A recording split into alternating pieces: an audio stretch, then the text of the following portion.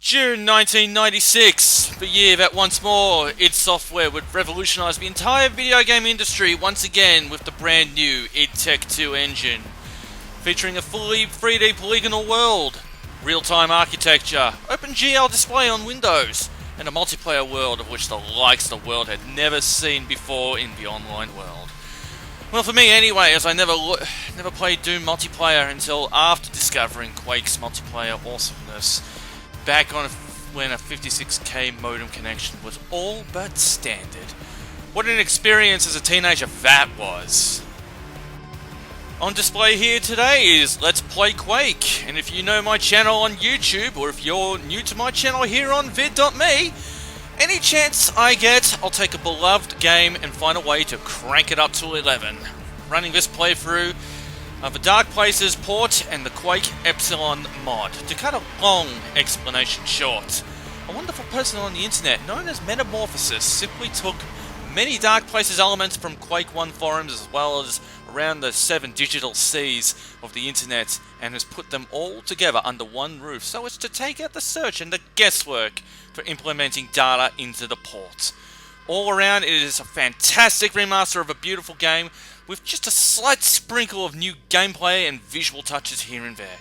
They're slight, they're subtle, but easy to eventually notice and make all the difference in how combat is approached. And if I had to talk about the combat in a nutshell in comparison to its prior game Doom, in a way it feels like because it was early new 3D and they can only fit so many enemies on screen all at once, the enemies feel like they're a lot more well built for smaller combat situations. In a general sense, they're a lot more vicious than their Doom counterparts, for the most part. There's more to talking about the game than that, but we'll get to all that each map as we go.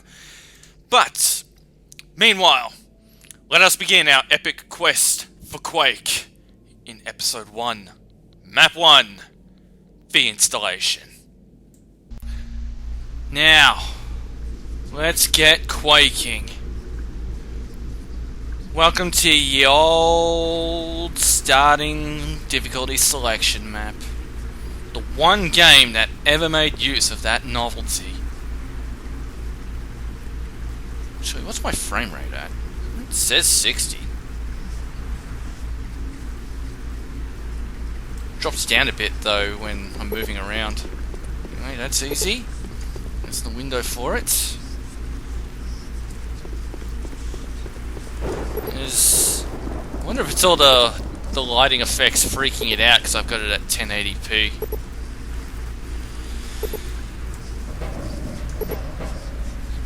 And then there's the hard skill. All new steam effects hovering above the lava pit.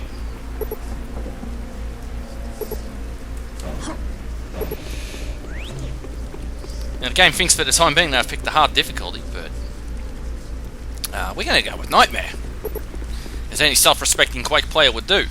Although I may not be self-respecting in the expansion packs for all I know. Probably not. But we'll know when we get there.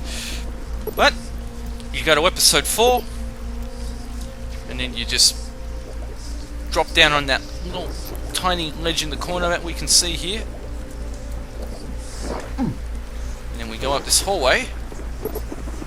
And don't forget to hit this sign with your axe on the way in. The Well of Wishes awaits in the Crypt of Decay. Ooh, is that a hint? I think it is. Well, anyway, let's go to Episode 1. Dimension of the Doomed. Mystical Past comes alive.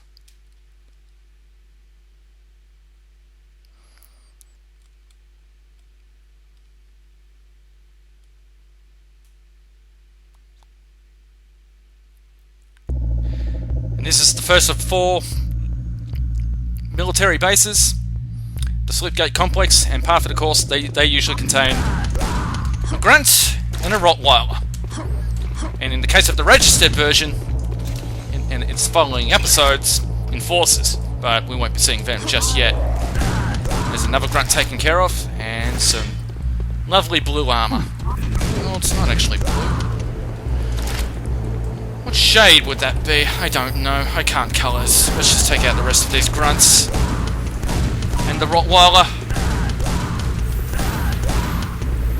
And then head inside the installation.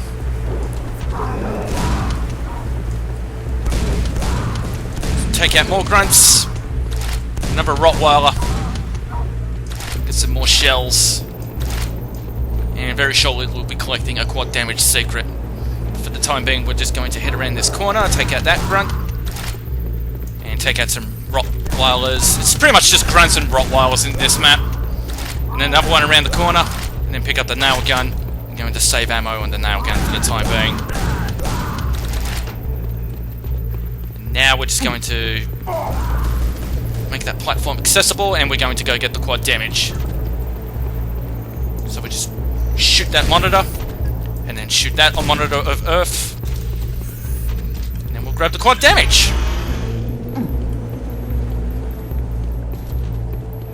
And then we're just going to run through and just blast any fucking grunts and Rottweilers that come in our way. Hit that switch. Come on. God, this is dangerous. Don't recommend trying this at home. Just run on through and just shoot everything while quad damage is activated. Right up until the exit.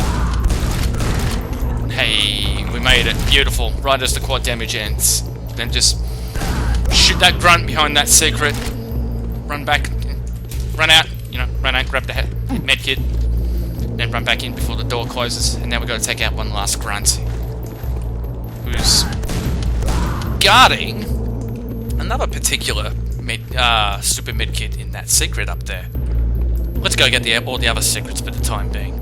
The killing's pretty much over at this point. First we're going to get a super shotgun by shooting that button. There we go, we have a super shotgun. Beautiful. And we've got 2 secrets left.